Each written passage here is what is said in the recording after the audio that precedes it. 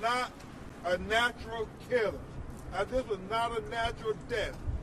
This represents a young man who was killed. His head was severed from his body. His vertebrae, his spinal cord, was in another spot they discovered away from his severed head.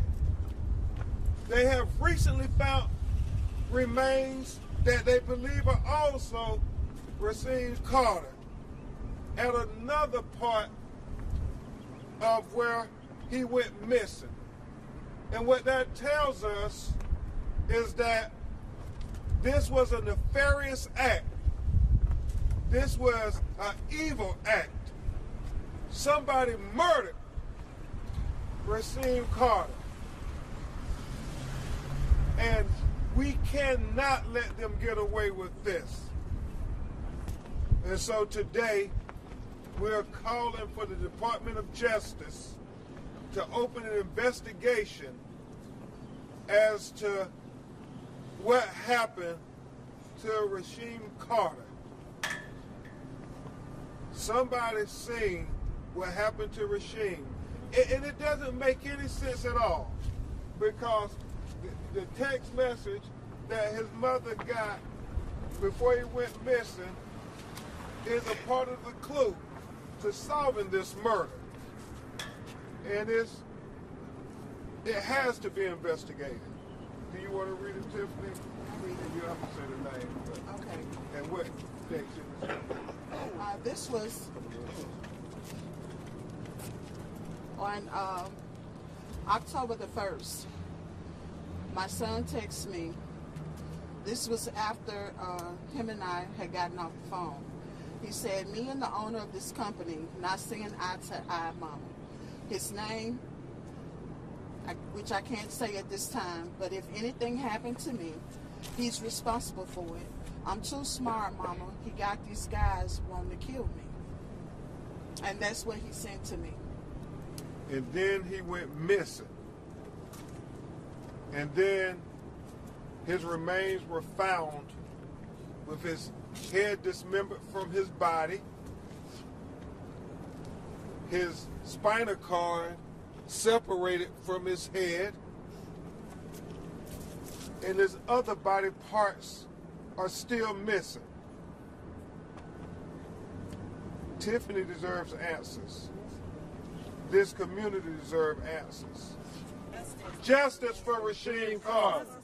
Justice for Rasheem Carter. Justice for Rasheem Carter.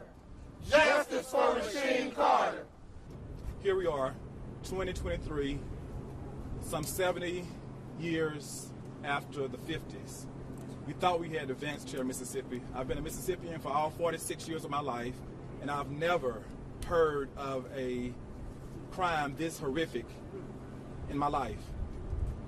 I was not living during the time of Emmett Till. I heard about that and read about it in the history books, but I thought we had progressed in Mississippi.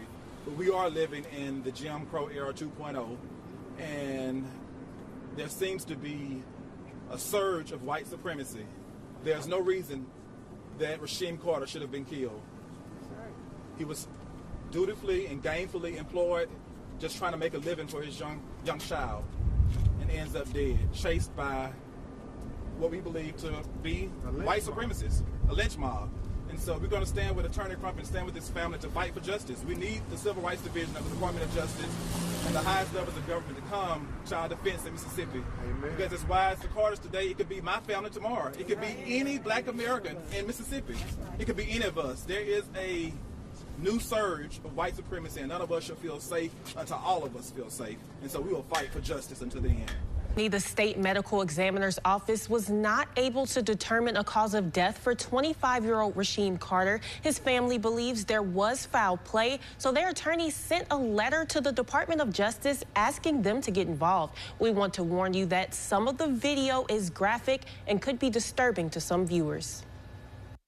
25-year-old Rasheem Carter of Fayette was contracted to work in Smith County last year. Carter went missing in October after texting his mother that his life was in danger. He said, me and the owner of this company not seeing eye to eye, Mama. But if anything happened to me, he's responsible for it.